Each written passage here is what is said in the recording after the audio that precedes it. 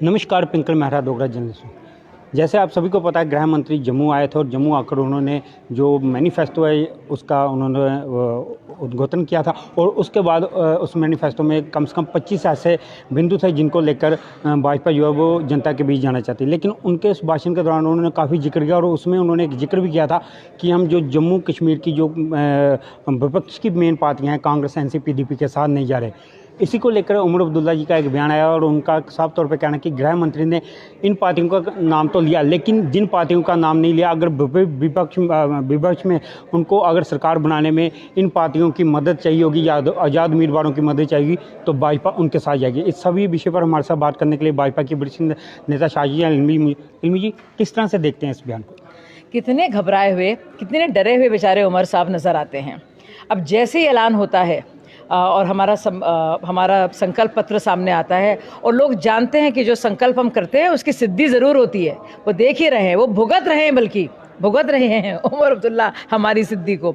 तो किस तरह से डर कर, सहम कर बेचारे, क्योंकि वो जो ट्रॉमा उनके ऊपर बीता है, देखिए जो इंजीनियर रशीद के चलते जो उनकी भारी शिकस्त हुई है, उस ट्रॉमा से उबर नहीं पा रहे हैं और उनकी ऐसी हालत हो गई है कि एक जगह नहीं दो जगह से पर्चे भर रहे हैं। ना सिर्फ ये, बाकायदा वो जाकर सर से टोपी अपनी उतार कर अपनी इज्जत की भीख मांग रहे हैं। और अब जब प्रधानमंत्री जी की तरफ से बयान आते हैं और गृह मंत्री साफ साफ कहते हैं कि पूरी तरह से आर्टिकल 370 जो एक बहुत बड़ी बेड़ी थी, 335A जो एक बहुत बड़ी बेड़ी थी हमारी महिलाओं की तरक्की के रास्ते में, और आर्टिकल 370 जिसने लगातार दहशतगर्दी को, अलगाववाद को पनपने दिया, वो हट गई और हमेशा के लिए हट गई है। तो घबरा कर अब उनको लगने लगा है कि किसी कॉन्स्पिरेसी थियरी को चलाकर वो अपना विक्टिम कार्ड प्ले करें।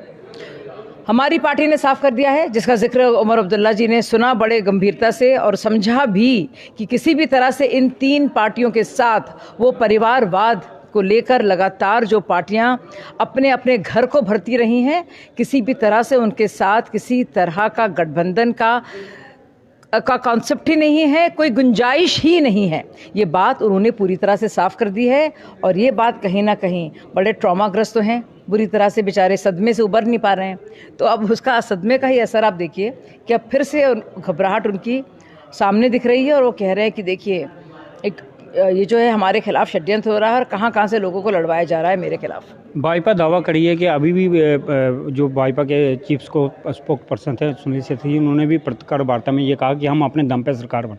भाजपा भी दावा करी, अगर ऐसी परिस्थिति बनती है कि भाजपा उतने आंकड़े या उतने नंबर नहीं ला पाती है, जैसे उमर अब्दुल्ला ने कहा कि जिन पार्टियों का जिक्र नहीं किया, क्या भाजपा उन पार्टियों के साथ, चाहे वो इंजीनियर रशीद की पार्टी हो या आज़ाद उम्मीदवार हो या अपनी पार्टी, उनके साथ विकल्प खुले रखती है? भाजपा ने पूरी तरह से साफ कर दिया है कि सिर्फ और सिर्फ ये कांग्रेस पार्टी है और दो पार्टियां हैं जिनका साथ रहा है अलगाववादियों के।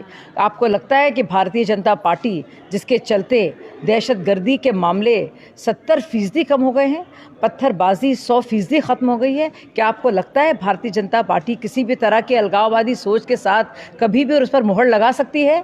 ये सब जानते हैं कि क्या सोच है भारतीय जनता पार्टी की, और हमने सिर्फ इसकी बात नहीं की, करके दिखाया है।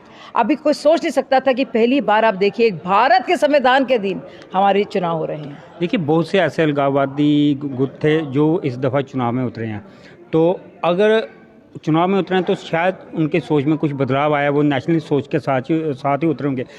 फिर मेरा वही प्रश्न रहेगा कि अगर भाजपा को ज़रूरत पड़ती है तो जो कश्मीर से जो आज़ाद उम्मीदवार या ऐसी पार्टी जो नेशनल सोच रखती होंगी, क्या भाजपा उनके साथ लेगी?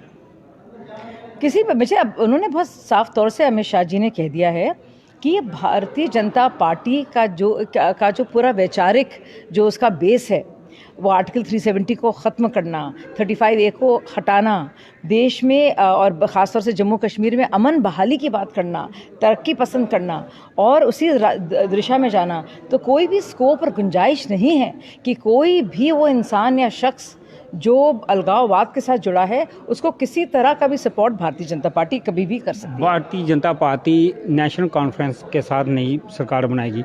पिछले आगे इतिहास में देखें तो कई दफ़ा इनके साथ भाजपा को समर्थन दिया भी है।